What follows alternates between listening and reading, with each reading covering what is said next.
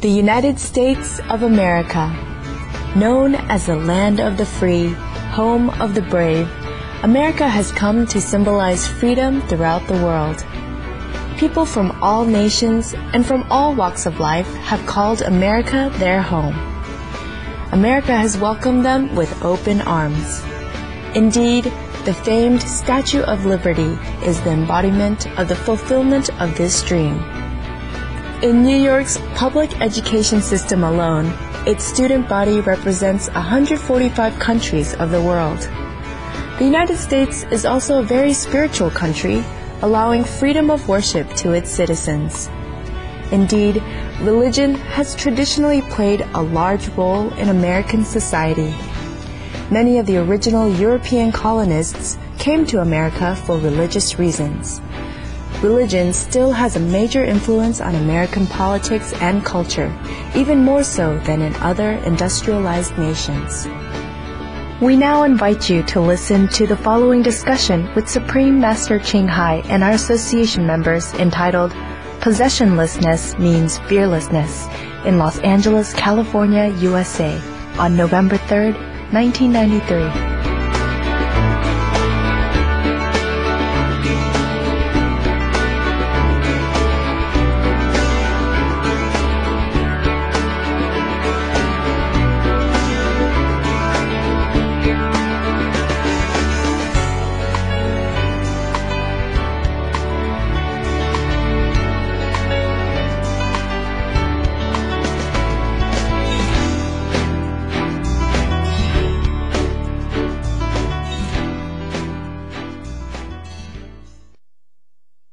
How are you? You happy, huh?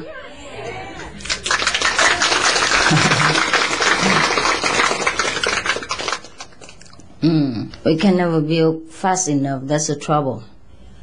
Yeah? We can spend all our time building one hall after another. So I think it's better I'm building a house for you in heaven.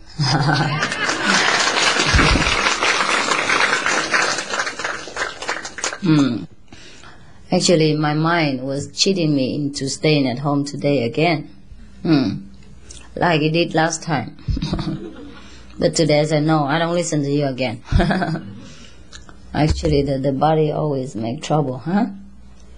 Sometimes, huh? No, not always, but most of the times. Especially when you have to go for, I would say, lecture or initiation or to see disciples. Oh, that's when he said, no, I don't want to go. I don't want to go. What for do you see them? Yeah. So today I just left the mind at home. And I said, if you don't want to go, you stay here. I go. Yeah, it's not only the body, it's the medicine as well. You know, the medicine, huh? Sometimes you take the medicine and it just put you, say, go to sleep. Yeah. And then it's difficult to get up. And also sometimes the woman's body, yeah, supposed to be weaker than the man's, right? Is that right? But I don't think so. I think I'm pretty strong.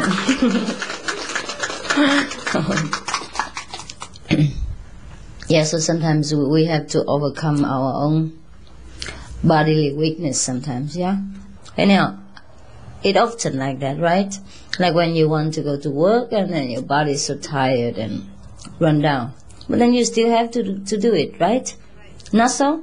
Yes. I think you often have that every morning at 5 or 6. That you wish you could forget the whole thing, right? That you wish you would never have been married.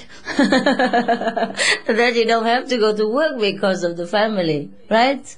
If in the morning, maybe 5 or 6, when you have to get up, especially in winter, you know, and when you happen to have a cold or a late night for some reason, or children bother you, or the wife or husband, how to say, reading some manuscript for you all night long about how to behave and how to be a good husband and so on.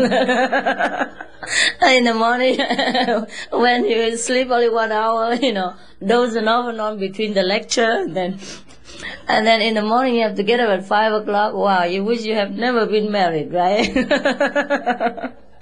And then you could be a bachelor, and then you could just forget the job and get a new one next month or something.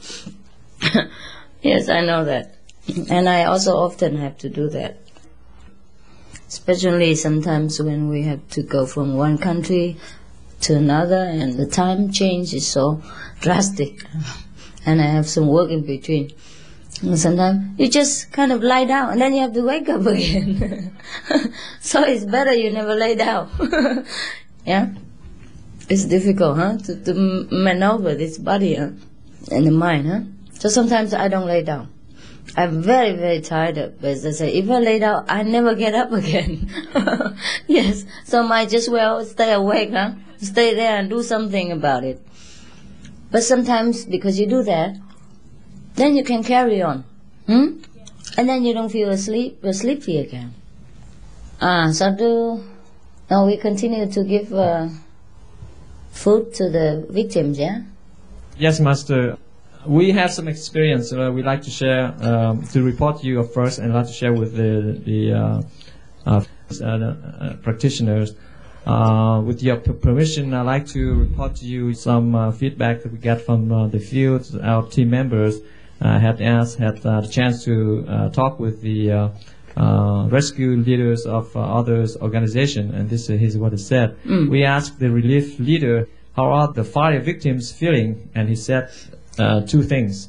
First thing is they're still in shock, in a state of shock, and they're very touched for our compassion, our love that give them reason to go on. But they expected that the next disaster would be catastrophic and landslide, since there are no more trees and shrub on the hills.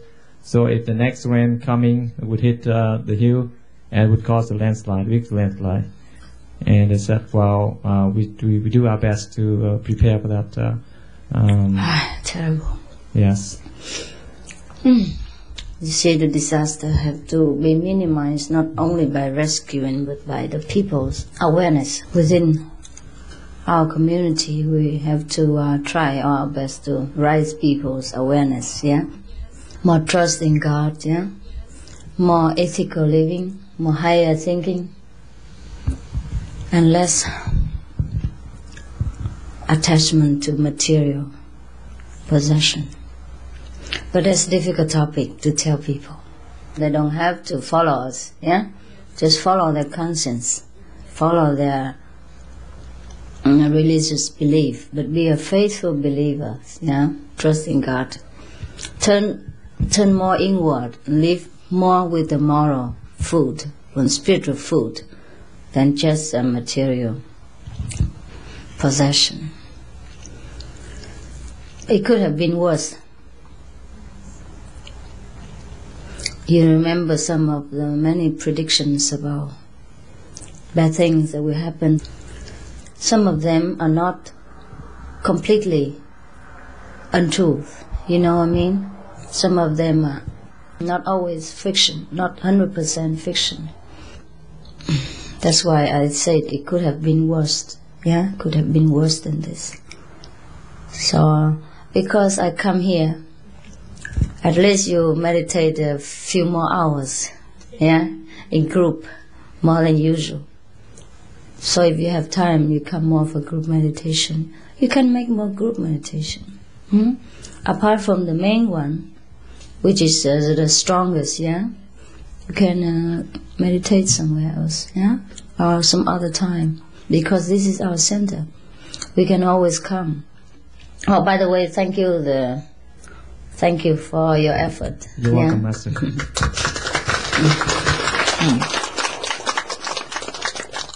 I mean the whole team.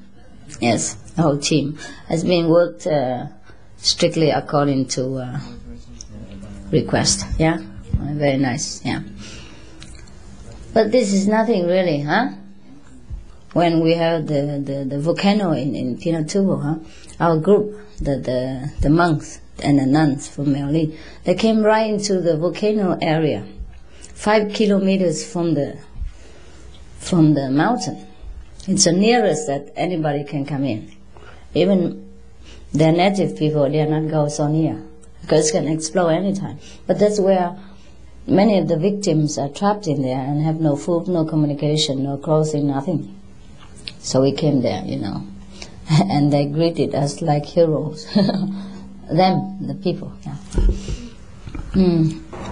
If the world continue to have disaster like this, I don't know how much time I will have for spiritual issue. You see, this is also one of the obstacles, right? Some of our finance, resource, our energy, our time, our effort, our organizational spirit go into disaster, because the world is full of disaster. Troublesome everywhere. And besides, I just received some news from Philippines, because we sent some disciples and I left to go home because of visa and all that. And then a lot of trouble there, so I have to send them back again. Because the Vietnamese are everywhere now in the world. And we always need them to go for these people. They always demand.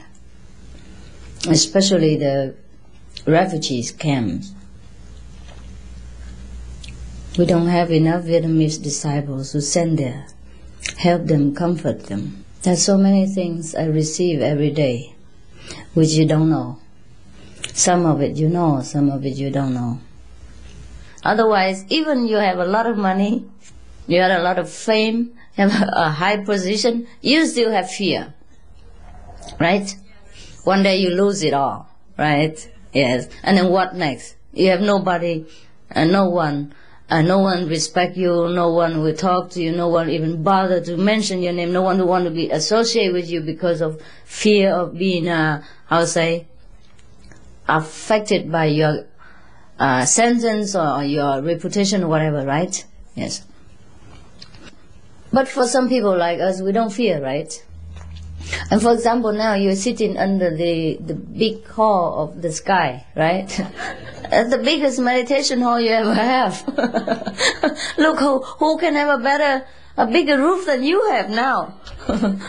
Or when we are in a retreat for 7 days in Taiwan, right? We all sit under the big roof. All sky are ours, right? The whole sky belongs to you. Now, that's the biggest church ever made. Yeah, by God, not by man even, right? All the temple and church are made by brick and men, right? Handmade by man-made, yeah? Our church are made by heaven, right? Underneath are the earth, on top are the sky. And the whole world is so big that you don't even have the wall, right? Now, you should be proud of it. Because this is a very unique church in the whole history, right?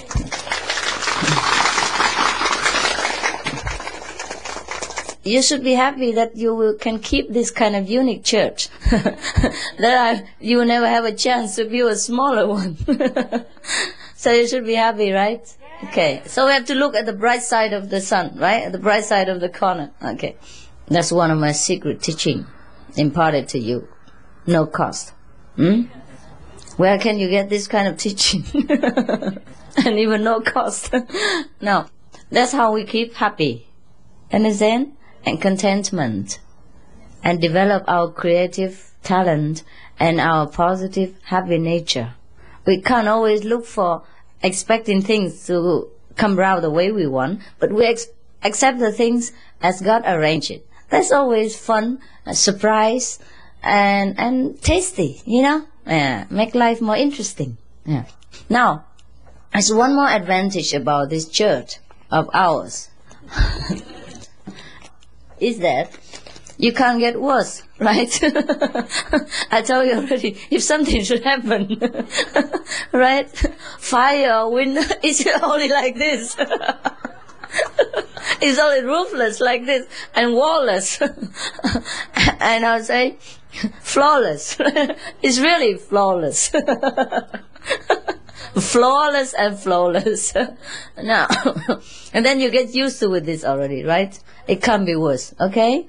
so be happy that you are trained in this way, and that God has given us the most privileged training of all kind. Yeah.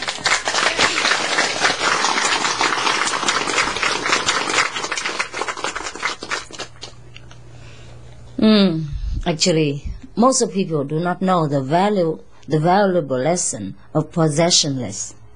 Yeah, because possessionless means fearless. Yes, and when we don't have fame and we don't have a possession, we fear nothing. Because we have nothing to lose. If we gain something, it's okay. We might think about it, but if we lose, that's it. When you have nothing, how can you lose? So the more we practice together, the more I realize that God really loves us. Right? Yes.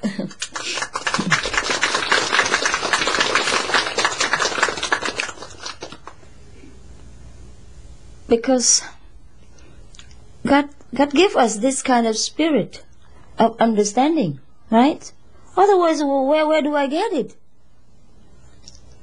All of the organizations build temples, right? Spiritual places. Doesn't matter what kind of spiritual place, they build temples. And they build place hall, at least first their hall. But I think we are the only group that not so much bother about whether we have a roof on our head or not. But I tell you the way to have a roof on your head. That is, you wear a cap. Every time you come for meditation, wear a cap, okay? Yes. You can design a cap which look like a temple roof. It's okay. And you can't complain that you don't have a roof above your head and that you don't have a temple. Each one have one. But I see many of you already have hat or hood or, mosquito net. Yes, it's cute. So you develop your creative talent. Today I'm truly enlightened, believe it, yes. And I saw it as a kind of a blessing that God trained us, to live with nothing. Yeah, to live simple and high thinking. All the sky is free of obscurity. Now I saw all the sky and the stars and the moon even there. Wow.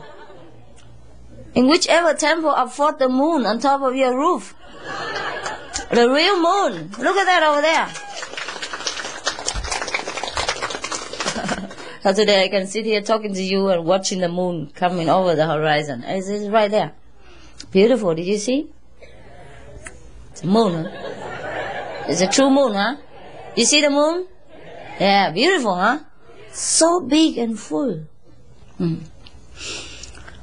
Oh, yes, right. Well, you see, some people takes many lifetime to learn this lesson of non-attachment, right? Yesterday, some of our disciples came to my place, huh? And one of them is American, and one is from Hawaii, and they both sitting in the garage, where people put car and all the store things there, like a storeroom, and both sit on the ground, with the little carpet or some of the plastic, something, sit on that, and then they're chatting away, and while they're eating food, they eat a little lunch and they chat together. When they eat from the plastic or the paper cup, because they use that for the guests, so it's quicker. But sitting there and talk about practicing music and all that, and I look at them and I feel so touched,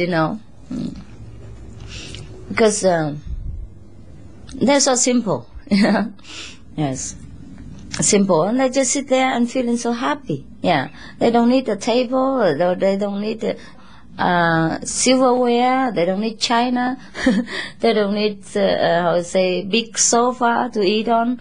Nothing, just eat it from a plastic plate or drink from plastic cup, and then sitting there together and talk together, and so happy and so warm together, I feel so blissful, I thought, wow. And I said to the other people inside, I said, I think our disciples are the most lovely people in the world.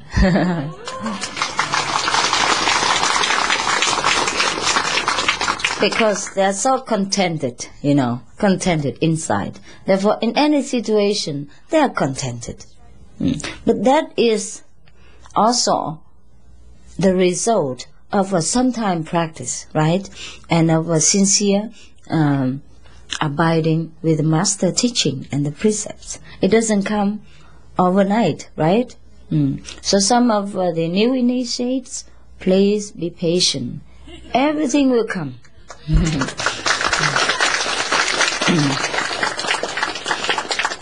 The more you practice, the more you go to group meditation, the more you get involved in your spiritual search, you will find the incredible bliss within you that no amount of money, no high position can trade for that. And yesterday, sometimes we take it for granted, If we use it, we forget it.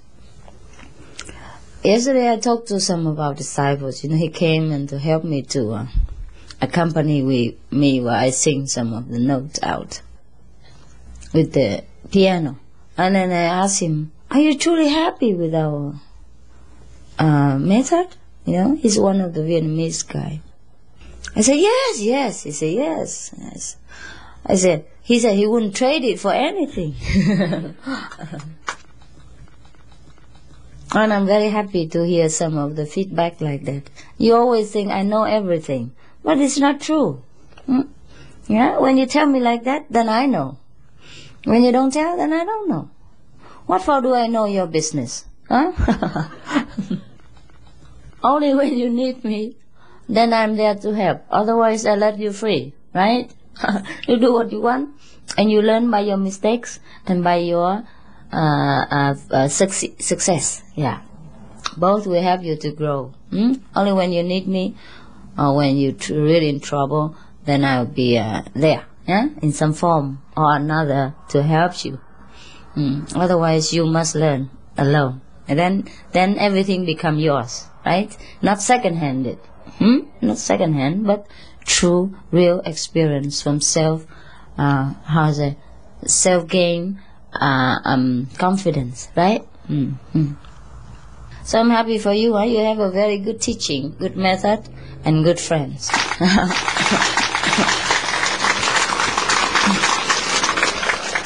The center is not important. Center is not that important because you have center, right? You see, I told you many times already, right? Taipei center, the most popular, and we are young born but fast growing.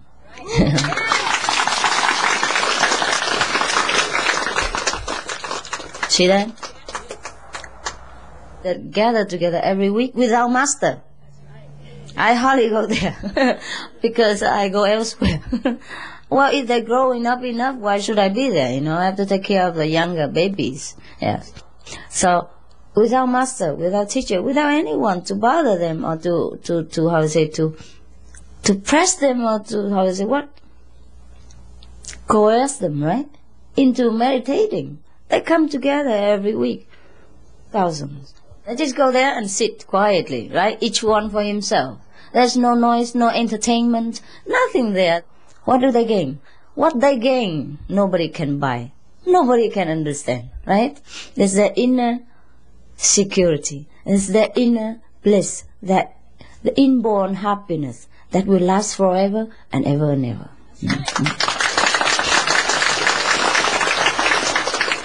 And the more you go, the more you will gain this kind of valuable treasure, which no amount of money can buy. That's why the more you go, the more you like to go, right? I'm not here to press you. I'm not here to scold you whether you go or not go, right? That's it. And here, you have no roof. So that means you truly gain something from your spiritual practice, right? So the other people who are a little bit younger souls or a little bit more obstructed by background or circumstances, be patient, yeah? You will gain these things. You already gain, slowly. But when you have too much obstructions, whatever you gain is like overwhelmed by the obstructions. For example, if the glass is full of water, yeah, and then you put milk inside. So at first only a few drops, it still looks like water, right?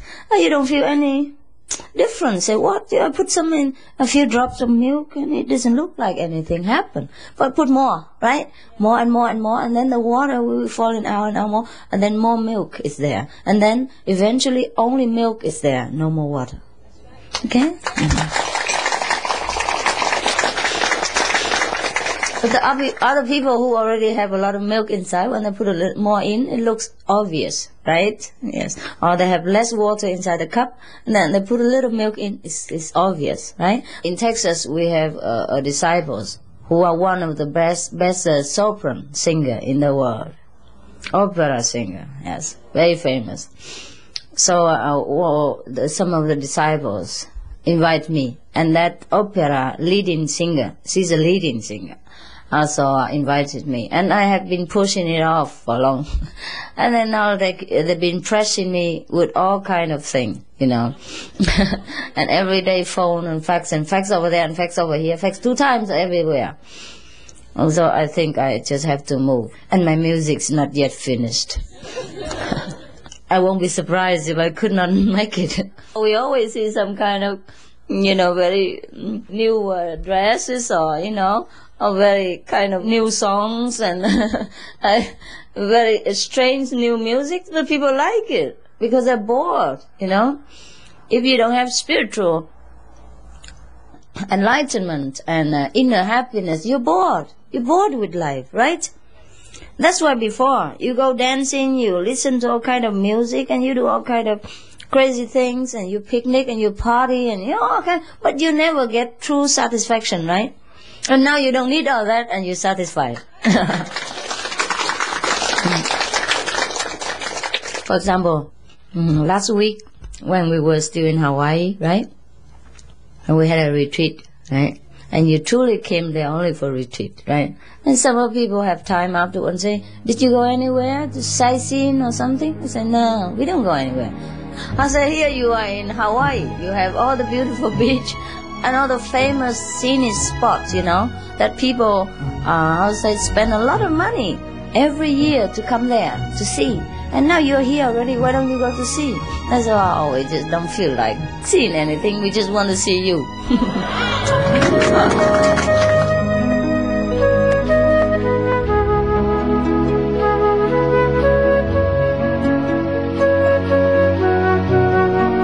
Thank you for joining us on today's episode of Between Master and Disciples. Please tune in tomorrow for part 2 of Temple and Church are originally for group meditation. Up next, This Other Language, a book by Pascal Dosité and Cheops the dog, part 2. Please stay tuned to Supreme Master Television. We wish you a blessed and joyous day.